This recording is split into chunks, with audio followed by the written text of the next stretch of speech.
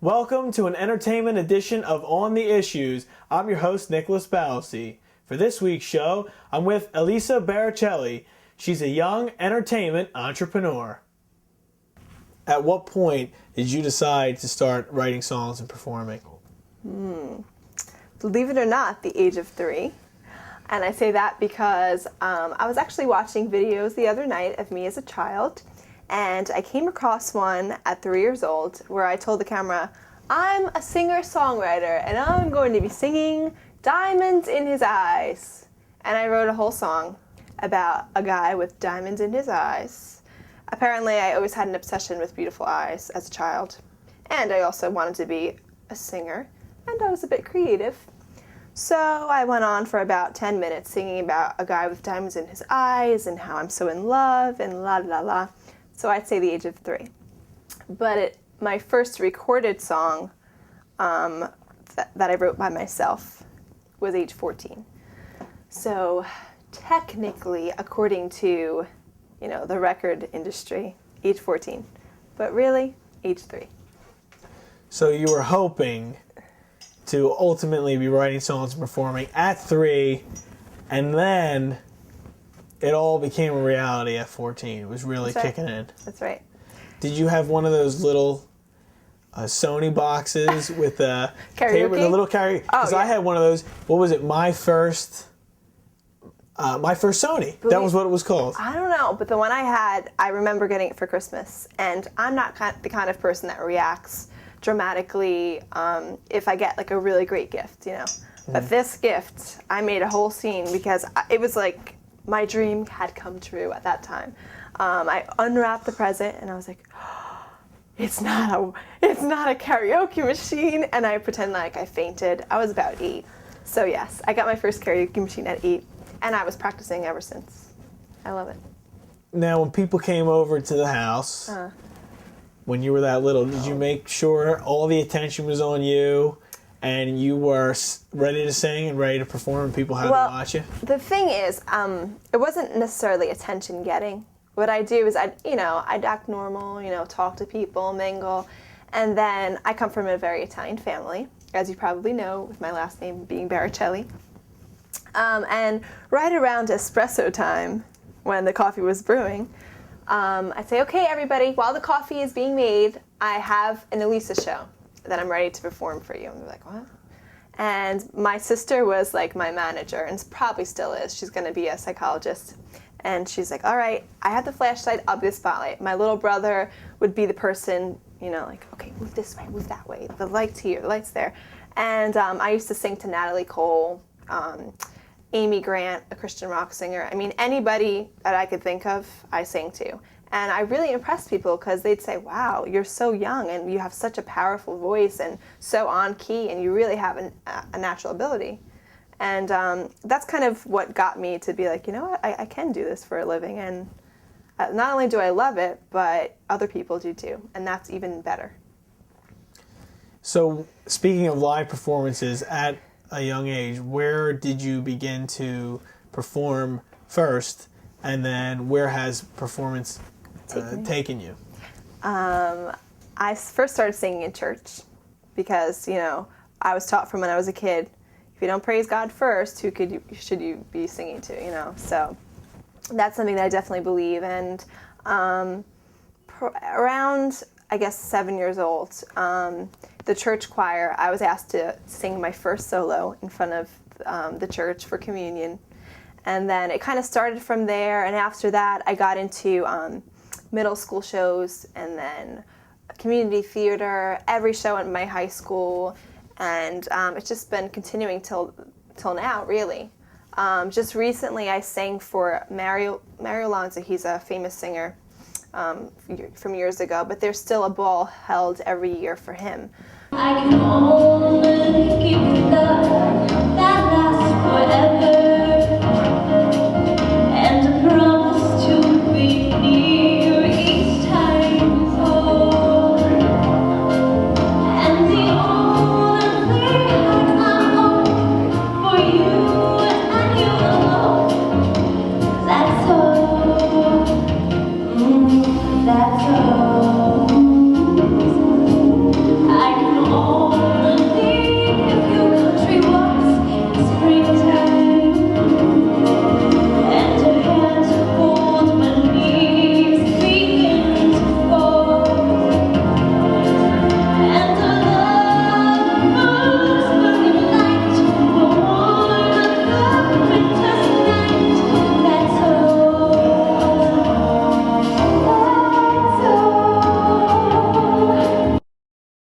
also just sang in New York City for the police precinct.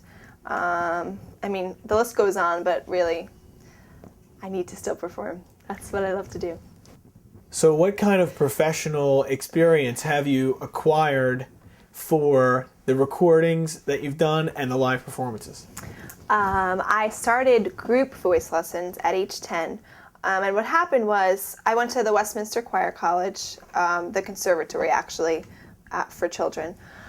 And what I noticed was the kids there were not taking it as seriously as I was. And, you know, I went there every week. I'd practice my songs. I'd have everything ready. And, you know, I was ready to go. And the other kids were like, oh, I didn't really have time to sing. I really didn't feel like it. And, you know, I became frustrated. I went home and I said, Mom, you know, I really want to do this. And I'm now in this group lesson where these kids aren't taking it as serious. And it would really bother me. So what I wound up doing was just waiting until I was old enough to get private voice lessons. And I started that around like 8th or 9th grade at the Westminster Conservatory in Princeton. And from there, you know, I also had an acting coach at my high school who'd help out with the shows and, you know, give me some advice and tell me, you know, this is great, but try this technique or that. And then a little bit after that, I actually got a professional acting coach in the city, Bob Luke, and he really helped me out a lot. I mean, you know, there are certain things you do as an actress that you really don't notice you do them until you watch yourself, you know, and I had DVDs of a lot of the shows I had done, and I'm like, I could have approached it this way, or, you know, believe it or not, even the lines you say, certain inflections just don't work with, you know, what you have to, the line that you have to present, you know. Right. So, you know, once I learned from him, I got a better feel for, you know, where I should go with my character, and, you know, like one of my problems, again, was the inflection of my wording, the wording of my inflection, here I go again. And right after the Westminster Conservatory, obviously it was my senior year, and I had to decide what college to attend. And Westminster Choir College has probably one of the best reputations in the business for, you know, music in general. So I decided, you know what, it's local. I'm very familiar with the campus. I've been to the conservatory for years. Why not just go to Westminster Choir College? And from there, I got phenomenal training from my current voice coach, Kate Johnson. She's really helped me out a lot. But I really do think, though, that, you know, your coaches and your voice teachers and your acting coaches and whatever else you hire, yes, they will help you and they will assist you and they will, you know, but they can't force you to practice and they can't force you to have the voice that you have. So the great part is that, you know, I realize what I have is a gift, but it's also my responsibility to maintain that. So, you know, like there are certain singers who'll have a voice and then years later they'll lose their range because they just didn't practice, or, you know, they just weren't performing. So, you know, my responsibility now is to make sure that I, you know, practice my skills every day, that I'm going to rehearsals for the current band that I'm in, and, you know, just setting up performances. Mariah Carey, she, you know, with her voice, you know, lost that, I believe, because she didn't treat the voice right. There's ways to nourish your voice and make sure that it doesn't get, you know, ruined over the years, especially if you're singing these power ballads, and I understand you have a strong voice as well. So is that the kind of stuff that they're teaching you? Believe it or not, no. Because I understand that's a big problem in music. Yeah, you know, I'm actually trained classically. Legit voice, kind of like, you know, what you see on Broadway or even like an opera or something like that. But what people don't realize is that the most healthy voice that you could possibly have is one in which you could sing songs like, you know, 24 songs for Italian arias or something like that. You know, like being able to stretch those vocal cords. And once you have what you call a head voice, you know, which is like that classical opera voice, you pretty much can do anything. Think of August when the trees were green. Don't think about the way things might have been. Think of me waking silent and resigned. Imagine me trying so hard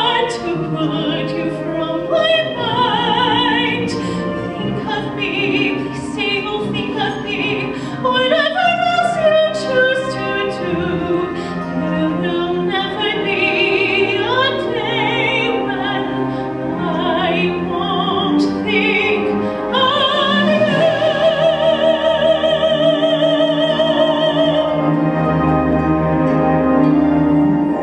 What I noticed in the past is if I didn't practice with my head voice, if I didn't practice my soprano voice, when I went to go belt, it felt like I was straining because, the certain muscles that you're using weren't used. And I use the analogy kind of like a rubber band, like your chest voice is what we call, some people really hate to call it chest voice, but basically the belting Mariah Carey, Whitney Houston voice that you hear, you're using short muscles. So you picture a rubber band like this, right? And then the soprano, legit kind of opera voice are the longer muscles. So take a rubber band and stretch it this way.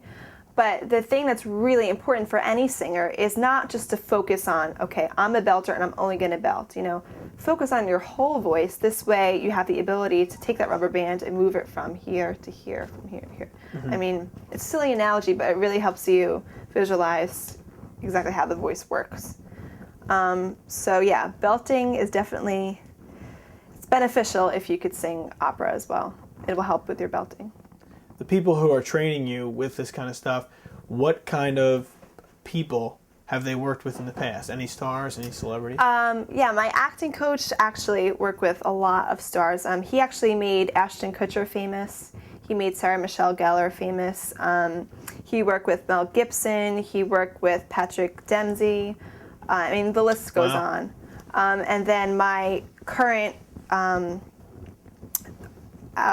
voice teacher, she actually is training pretty much all the leads on Broadway right now. She's very much into the Broadway scene. So, the last Christine on Phantom of the Opera, she was coaching her, and a couple of people in California, like for the Disney Channel kids and stuff like that, she'll help them out. So, and also my producer, who I've been working with for 3 or 4 years, he actually discovered Gladys Knight and the Pips. He pretty much made them famous, and he had that hit Midnight Train to Georgia. That's huge. Yeah, and Band of Gold. So he really... So he won a Grammy for that song. He didn't win a Grammy. And the list really does go on with him. The people that have come into his studio, it's amazing. Yeah. Well, if you're working with people like that, it's obvious you have a unique talent. So what decision-making process did you have to go through to stay in school and go the school route and not pursue the entertainment business full throttle? That's a very good question. For quite some time, I was struggling with that, especially my freshman year of college, where, I went to Westminster Choir College, like I said earlier, and part of me was like, what am I doing here? I could be in California, I could be doing something big, I could be in a movie, why am I in school? And I was pondering with that. And I really found that the reason kind of why I was so unhappy was just because I saw school as something like, okay, what I could do for my future, and my degree was currently music theater, and while I knew that I loved music theater and that's really what I want to do, I realized that I kind of needed a backup plan because, I know that I'm eventually going to want to settle down and have a family and, travel and whatnot, but being a music theater major, what am I going to do with that degree? So I decided to take a semester off and, see what happened with my singing. If anything really major happened, then fine, let me go with it. So it was kind of a time to think about, reevaluate my situation, and come up with the most logical, plan for myself at the time. So I decided to switch to radio and television, and just switch campuses to the Lawrenceville campus here at Rider University. And radio and television, at least it will allow me to stay in the same field. And I also really enjoy, the camera, the film, and interviewing people I love to do. So it all goes hand in hand. Exactly. So it all goes hand in hand, and it's something that will definitely be beneficial for me in the future. And also education, as pretty much you could be famous at any age. You know, like there's always going to be a part for you. If you're 50 years old and you're right for that part, they're going to hire you, you know. But what I realized is I gained so much more going through an educational system. An educational system? Sounds like I haven't had education. Just kidding. But yeah, you really do gain so much more just by going to school, and not only the knowledge that you gain, but just the people-to-people connection, and just it's important to be with people your age as well. And I felt like I was getting to a point where I'd only be talking to adults, and I said, okay, I need to just step back and, you know, be my age. It doesn't mean that I have to be completely going to parties and, you know, acting like, woo, I'm in college. But, you know, being able to associate people your age is also important. And that's something I realized quickly. So other than this process that you're describing with challenges as far as education versus the entertainment business, what other challenges have you faced trying to make it in this business and working with these professionals? The word professionals. These so-called professionals, right? You think they're professionals. And then what I've learned that a lot of people could be dishonest. I've learned that a lot of people will promise things and not follow through. I've learned that people who call themselves professional are by far the most unprofessional people I've ever met. And, you know, I could either take that and say, you know what, I'm not going to be in this industry. I have to be with people like them, and, you know, I don't want that. Instead, I chose to go the positive route. And I'm like, you know what, just because people are like that does not mean that I can't be that positive light shed on the industry. So that's pretty much my goal at this point. But I mean, I have had men come on to me. I have had, you know, women be completely nasty for no reason.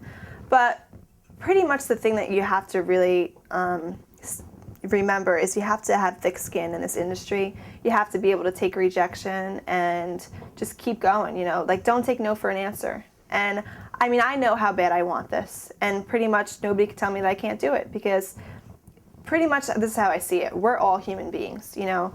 You're you, I'm me. You could be famous tomorrow, you know. And just because with any luck. Well, I think you will. Go ahead. But what I'm saying is, I know what you mean. That's not what's important in this life. It's not important. Oh, I'm famous. Everybody sees me all over the television, and I'm in movies, and I make records. You know, like big deal. Anybody could really do that with the money, who you know, just the right place at the right time. But I can't lose sight of myself in the industry, and that's something that people should really not forget. Because so many times, I mean, you see on TV like, it's like, oh, this one's in rehab, that one, you know, is pregnant at 15. It's like, it's very unfortunate. And other than having to deal with these stresses and these challenges, the other side of it is, too, what do you want your legacy to be? I think that's what you might be alluding to when you say you can get caught up in the moment. I'm selling records now, I'm doing this. But in the end, it might just fall apart. Right. And you have to decide, what do you want your legacy to be when you're trying to decide what to do in life in general. Right. And like you were saying, I mean, what I want to be remembered, I want people to remember the kind of person I was, not, you know, oh, she accomplished this, this, and this, and she's famous, or she knew that person. No, that really means nothing. But if people just understand, like, you know, what's really important, not to sound cliche, is right in here. And if you don't realize that, then I'm sorry for you. But, you know, there comes to a point where you really just need to see things for what they are. And I would love to be that positive role model for people to say, you know what, she's a singer, she's an actress, she can be in the entertainment industry, whatever it may be. Maybe one day I'll wind up being, you know, the next Barbara Walters. But whatever it is, I want people to know that you could stay true to who you are, regardless of what people tell you or pressure you to do. So what are you going to focus on? At the moment, I'm currently focusing on the radio and television field, because I feel like I've been getting a lot of opportunities here at Ryder. And, you know, I've noticed that I really do enjoy being an interviewer, like what you're doing right now, because, you know... I'm sorry, this is really funny. I'm so used to other people asking me about my life and what I want to do. And you know what? It's kind of interesting to listen to other people once in a while. You know, it's like not all about me all the time. The stuff you're describing about you being, you know, on stage and people coming over when you're young, when I had my first Sony, my mom was showing me old videos. Yeah. I would be singing to like Lean on Me, Bill Withers, Oh, the gosh. California Raisins and stuff. So if you're a instilled when natural you're born little. performer, Yeah, you're a yeah, natural born performer, right. whether it's on behind the camera or in person. or in person or on stage, however true. you look at it, Elisa is going to be performing in some aspect. Absolutely. You just have to, I guess, focus on what's going to What? be most realistic. Right. Which is a shame because you might, if you really want to do the music thing, you can put everything into that. But at the end, when do you draw a line and say this isn't going to Right. happen? I haven't given know? up yet. I mean, I'm going to be 20 on June 10th. So, I mean, I have a whole life ahead of me, Yeah. and I'm really not all that old, you know. But probably the age, if I'm about 35 and I still haven't made it, I think I should, I wouldn't say That's a good give it up. cutoff. But I mean, get a little more realistic. Like, all right, what am I going to do with myself? Let's move on to your film festival role. Okay. You've been doing a lot in film festivals. Could you Right. describe what you've done so far up to this point? Well, believe it or not, my grandmother is the person who got me started in the first one. She knew I was an actress, and I've been aspiring to be a famous singer-actress for years now. And she was talking to a guy in church, actually, and he said, they're having a film festival in Naples, Italy, Giffoni Film Festival. Why don't you give this application to your granddaughter, see what happens. You never know. Send in the resume, write down why you should be chosen. You never know. So she sent it to me. She said, Elisa, I've been praying about you. Take the application, just see what happens. I said, okay. I filled it out. And then I got a phone call saying, you've been accepted to come to Naples, Italy to judge film festivals from around, films from around the country. So that was an experience of a lifetime. I got to watch so many movies. And what happens is they'll show you the movie, and then afterwards the directors and the actors will come out and ask you questions. What did you think about it? What could we have done better? Do you think this is a potential, blockbuster? And we'll give their opinion and so on and so forth. But then from that film festival, there was apparently somebody watching us. I had no idea. That was looking to choose 15 different representatives, one from each country, for the Hollywood Giffoni Film Festival in California, which was only like 3 years ago, I believe. And apparently I was an active participant, which, of course, if any of my teachers are watching, they know I raise my hand probably every 10 minutes. It could be a pain, but I like to interact with people, So they called me up and said, you really have what it takes. It seems like you're really interested. Would you want to come to California and judge another film festival? I said, absolutely. So they said, the only thing is you're going to have to fly on the plane by yourself. I was 16 at the time. And they said, we don't know yet who your chaperone is, but we assure you it will be somebody that will keep you safe. And my mom, she said, oh my gosh, she's worrying. And then she said, you know what, you'll be fine. I have faith that I raised, a mature 16-year-old. You're going to be okay. So I got to the airport and looking around for my chaperone, all of a sudden I see this guy with white hair, tall, blue eyes, with cute little dimples, holding the sign that says Elisa Baricelli, right? And I'm like, this guy looks so familiar. And then all of a sudden, I'm coming down the elevator looking more and more. And then everyone keeps coming around him. Can I have your autograph? Can I have your autograph? Oh, Mr. Voight, Mr. Voight. Then finally, he's like, Elisa? I said, John Voight? And he wound up being my chaperone. And it was really cool because we had some time together before everyone else got there just to talk. And I asked him questions, like about his acting career and what started his career and his decision-making and so on. And he really is a really nice guy. I mean, he's actually from Yonkers, New York, and I'm from Queens, New York, so we're like New York connection. There you go. But yeah, he definitely was really cool. And then as the week went on, I watched movies and judged them and talked to the directors. But in the meantime, I got to meet people such as Will Smith and Jada Pinkett Smith. We went bowling together, which was really cool. And Will Smith's whole family was actually there. Will Smith's mom and his kids and the cousins, everybody. Look at that. And then, Cuba Gooding Jr. And the cool part about that was Cuba Gooding Jr. Okay, see if you could try to understand this. Cuba Gooding Jr.'s father was actually a recording artist, and he worked with my producer. So I had remembered my producer saying, Cuba Gooding Jr., I actually worked with his father, way back in the day. So when I saw Cuba Gooding, I said, your father happens to be a singer, right? He said, yeah, how do you know that? I said, actually, I said, weird story, my producer actually, worked with your father. And he said, wow, and we started talking about family and, really, they're people just like us, like I was saying before. So it was kind of cool to connect with them and get advice from them, really. Brendan Fraser, the list goes on, but really it was an experience I'll never, ever forget. So not only do you have experience with film in the festivals and some of the acting you've done, you did some stuff in television as well. Access Hollywood, you participated in an interview with that. Could you describe that process? That was actually as a result of Giffoni Film Festival. Oh, okay. Yeah, they wanted to interview, the Giffoni Film Festival and what I thought about it and my experience. So Access Hollywood, Extra, shows like that, And I saw PBS television as well. Yes. That you have some experience on One of my friends is actually an actor on Broadway, and they were doing a special. This was 4 years ago, on an actor's life, and they interviewed him. This was actually the PBS on Channel 13, the New York one, and the California one. Mm-hmm. So unfortunately, I missed the airing of it. But anyway, it was. You couldn't get a copy from him? I might be able to. Yeah, but do that. He basically just had me, they interviewed me, like, how is it being an actress?